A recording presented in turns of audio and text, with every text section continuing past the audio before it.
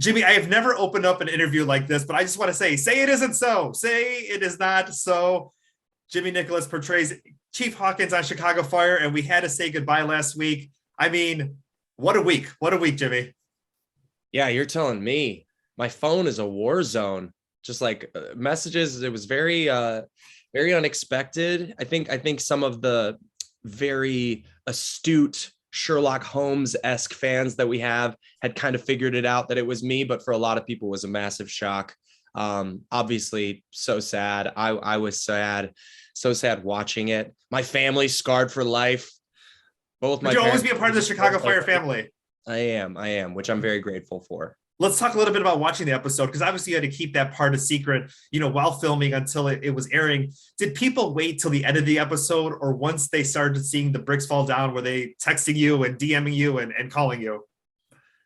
I think it was such a shocking, like 5 minutes and 30 seconds or 6 minutes that I think there was just a lot of processing.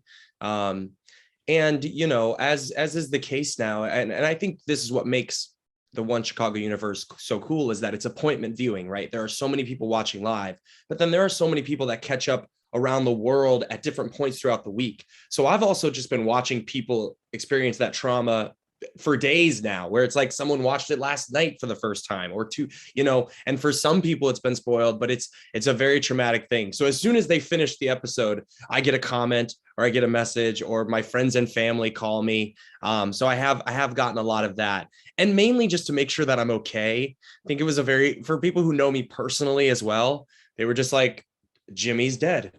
This and now Jimmy's dead and Hawkins is dead. So I think that making sure that I'm well and good and has been part of a lot of the messages that I've received. You just mentioned the shy hearts from around the world, because not people make appointment television, people are watching it, people are fans all across the world for these shows. Talk a little bit about maybe kind of going into that. Obviously you're only supposed to have a couple of episodes as far as you being on the show, and we got to see you over the course of 2 seasons. But talk a little bit about maybe not necessarily knowing what you were getting yourself into and just having all that love from the Shyhards.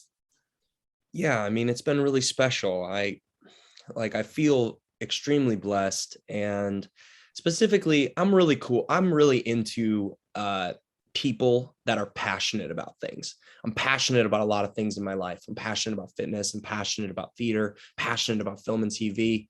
I'm passionate about storytelling. And when other people are passionate about things and those things lead to lifting up others up, I want to get to know them. And what's been really cool is seeing how passionate there are millions of people are around the world about this world and about the One Chicago universe. And stepping into that and being a part of that has been a privilege and a pleasure.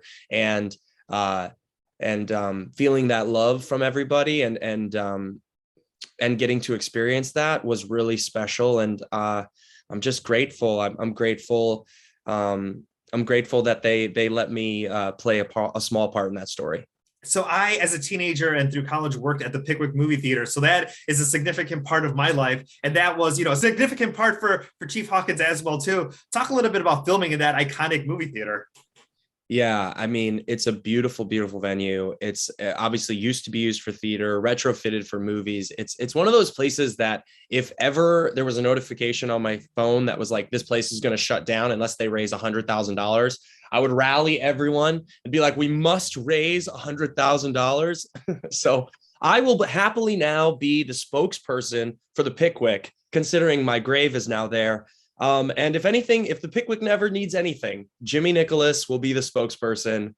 Although lots of Shyhards now probably don't want to go there. It's like it's a bit trauma, it's a trigger now. Or also, if they see you there, they might get a little startled. Oh yeah, gosh, ghost. I'm the ghost of the Pickwick. It is a haunted theater now. We're on to something here, Rudy. Yeah, we need you to come back every Halloween. I'll clear the schedule. Clear your schedule. Let's talk a little bit about some of your castmates and your connection with them, and obviously lifelong friends. Is that kind of what happened since leaving the show, and how many trips are you coming back to Chicago, and are you planning anything else here in our city? Well, for some of fans don't know this, I'm actually from the suburbs of Chicago, so blood and relatives bring me back very often.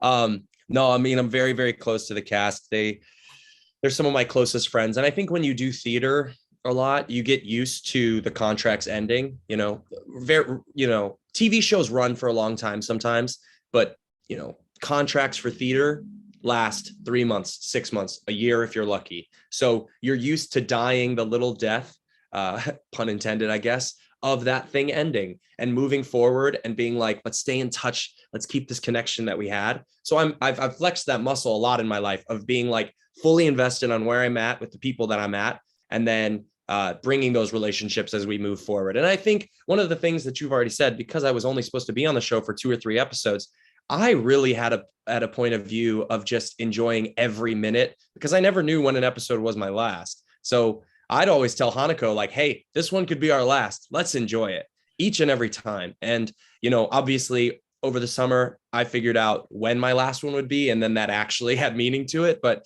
I would walk around on set all the time and be like, they're killing me off this episode. This is it for me, everybody, like to the whole crew. So that was our joke when I'd show up again, like, oh my gosh, I'm here another day. I've tricked the system. Speaking of Hanako, let's talk a little bit about Hawkins and Violet, and how do you think their relationship, and obviously going from that last week to this week, is maybe going to impact her for the rest of the season?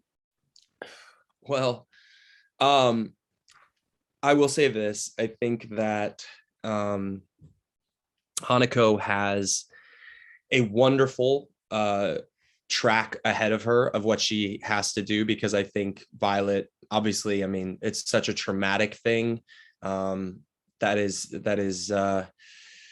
has happened, and how she's going to process that. And I'm sure the writers are going to give her time to process and work through it. And but it's a lot. But I think the one thing that the fans, I think if anybody was sitting in my seat, would say is that Hanako is up to the task of showing and playing that grief. And we joke that she's having to grieve me not being on set the same way that she has to grieve Hawkins no longer being there.